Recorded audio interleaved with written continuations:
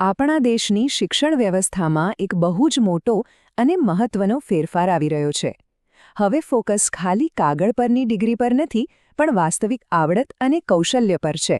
તો ચાલો આજે આપણે એ જ સમજીએ કે આ બદલાવ શું છે અને એની આપણા સૌના ભવિષ્ય પર શી અસર પડશે.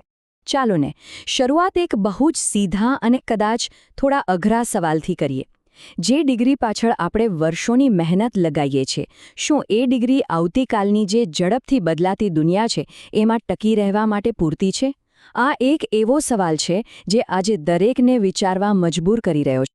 તો બસ આ જે મૂંઝવણ છે ને, ડિગ્રી કે પછી સ્કિલ, એને સમજવા માટે આપણે સૌથી પહેલાં એ જોવું પડશે કે આ પરંપરાગત ડિગ્રી અને આધુનિક કૌશલ્ય વચ્ચે ખરેખર ફરક શું છે.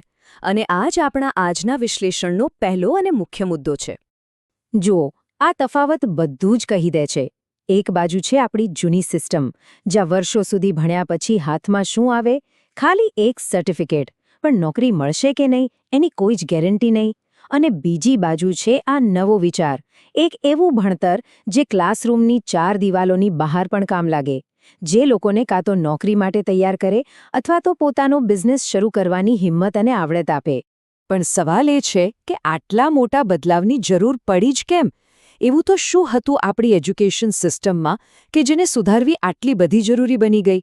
ચલો એ પડકાર ઉપર એક નજર નાખીએ. સૌથી પહેલો અને કદાચ સૌથી મોટો પડકાર છે ડ્રોપઆઉટ રેટ.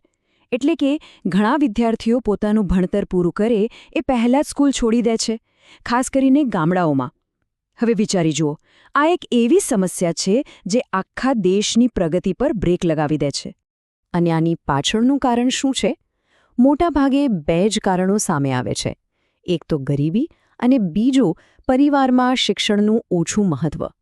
આ 2 પરિબળોને લીધે લાખો બાળકોનું ભવિષ્ય શરૂ થતાં પહેલાં જ અટકી જાય છે. તો બસ આવા જ ગંભીર પડકારોનો સામનો કરવા માટે અને આખી સિસ્ટમને એક નવી દિશા આપવા માટે સરકારે એક બહુ મોટું પગલું ભર્યું. અને અહીંથી જ શરૂઆત થાય છે નવી શિક્ષણ નીતિની ગાથા.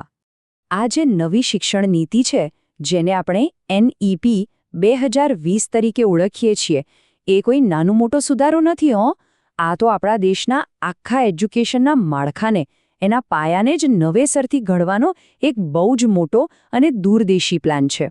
અને હા, એક વાત સમજવા જેવી છે, આ કોઈ જાદુની છડી નથી કે રાતોરાત બધું બદલાઈ જશે. આ સફર 2020માં શરૂ થઈ છે, પણ એનું જે અંતિમ લક્ષ્ય છે ને, એ છે 2040 સુધીમાં શિક્ષણની આખી તસવીર બદલી નાખવાનું.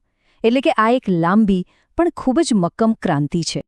તો સવાલ એ થાય કે આ નવી નીતિમાં એવું તો છે શું? એ કામ કેવી રીતે કરશે? જુઓ, એનો મુખ્ય હેતુ ખાલી ચોપડિયું જ્ઞાન આપવાનો નથી, પણ વિદ્યાર્થીનો સર્વાંગી વિકાસ થાય એના પર ફોકસ કરવાનો છે.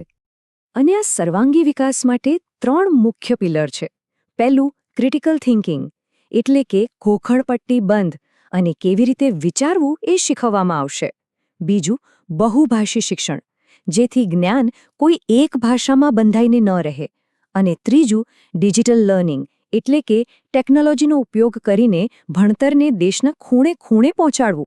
અને આ બધી જ મહેનત પાછળનો જે અંતિમ ધ્યેય છે ને, એ બસ એક જ છે કે જ્યારે પણ કોઈ વિદ્યાર્થી સ્કૂલ કે કોલેજમાંથી પાસ થઈને બહાર નીકળે, ત્યારે એના હાથમાં ખાલી ડિગ્રીનો એક કાગળ ન હોય, પણ કોઈક નક્કર કૌશલ્ય હોય. એવી આવડત જે એને નોકરી અપાવે અથવા તો એને આત્મનિર્ભર બનાવે. આ બધા જે ફેરફારો છે, ભલે નાના લાગે, પણ એ આપણને એક બહુ મોટા સપના તરફ લઈ જઈ રહ્યા છે. અને એ સપનું છે ભારતને જ્ઞાનની દુનિયામાં એક મહાસત્તા બનાવવાનું. અને આ વાત એકદમ સાચી છે.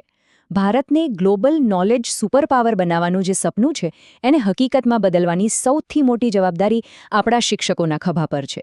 તેમણે જ શિક્ષણને વધુ ધારદાર બનાવીને આવનારી પેઢીને ભવિષ્યના કોઈ પણ પડકાર માટે તૈયાર કરવાની છે. તો આ બધી વાત સમજ્યા પછી છેલ્લે એક સવાલ મનમાં જરૂર આવે છે. સરકાર પોતાનું કામ કરી રહી છે, શિક્ષકો પણ મહેનત કરી રહ્યા છે, પણ આ જે આખો શૈક્ષણિક યજ્ઞ ચાલી રહ્યું છે, એમાં એક સમાજ તરીકે, એક નાગરિક તરીકે આપણું શું યોગદાન હોઈ શકે? આને પર વિચારવું ખરેખર ખૂબ જરૂરી છે.